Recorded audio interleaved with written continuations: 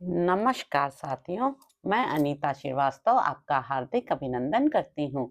श्रीमद् वाल्मीकि रामायण में आज का प्रसंग है मेघनाद और जयंत का युद्ध। पुलोमा का जयंत को अन्यत्र ले जाना, देवराज इंद्र का युद्ध भूमि में पदार्पण, रुद्रों तथा मरुदगणों द्वारा राक्षस सेना का संहार और इंद्र तथा रावण का युद्ध। सुमाली मारा गया। वसु ने उसके शरीर को भस्म कर दिया और देवताओं से पीड़ित होकर मेरी सेना भागी जा रही है।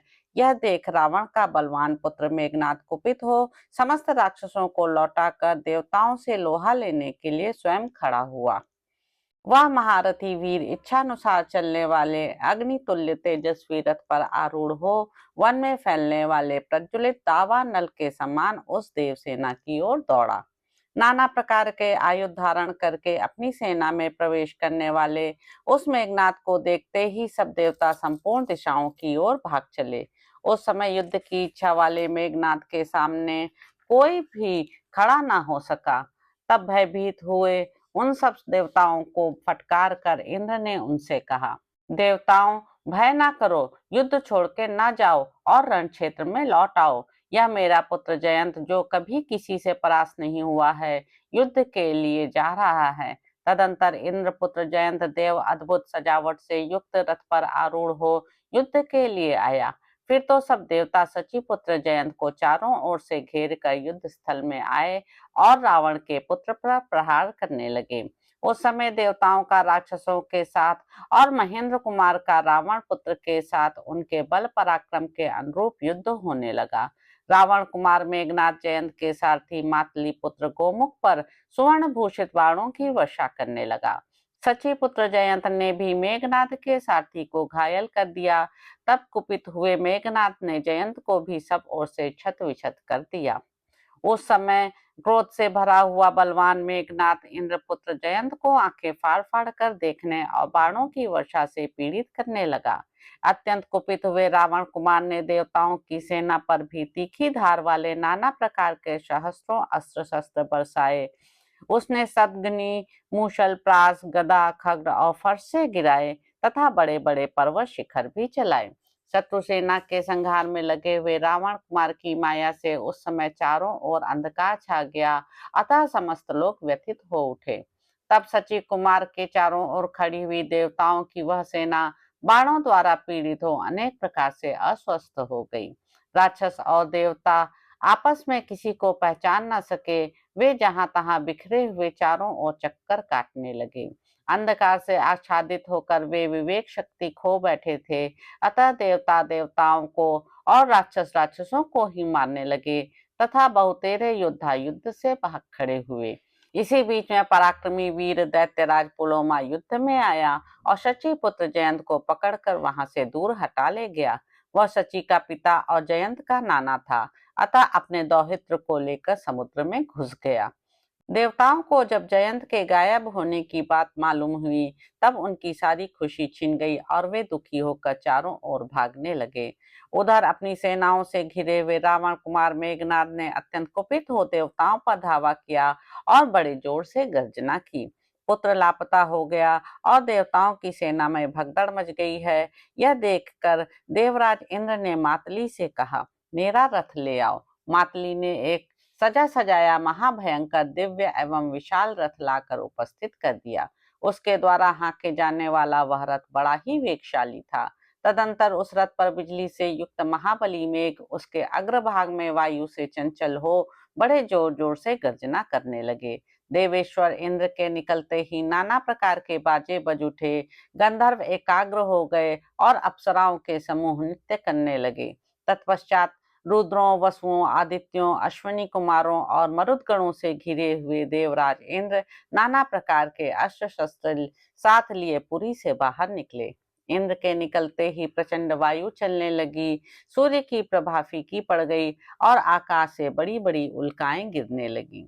इसी बीच में प्रतापी वीर दशग्रीव भी विश्वकर्मा के बनाए हुए दिव्य रथ पर सवार हुआ। उस रथ में रोंगटे खड़े कर देने वाले विशालकाय सर्प लिपटे हुए थे। उनकी निश्वास वायु से वह रथ उस युद्ध स्थल में ज्वलित सा जान पड़ता था। दैत्यों और निशाचरों ने उस रथ को सब ओर से घेर रखा था।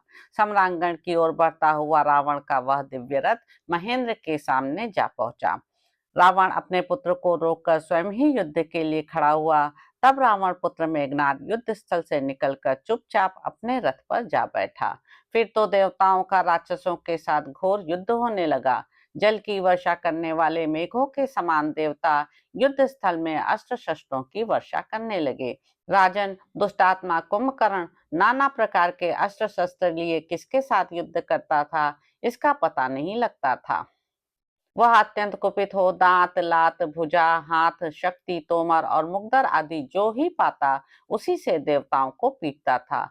वह निशाचर महाभयंकर रुद्रों के साथ भिड़कर घोर युद्ध करने लगा। संग्राम में रुद्रों ने अपने अस्त्र शस्त्रों द्वारा उसे ऐसा छत-विछत कर दिया था कि उसके शरीर में थोड़ी सी भी जगह बिना घाव के नहीं रह गई थी।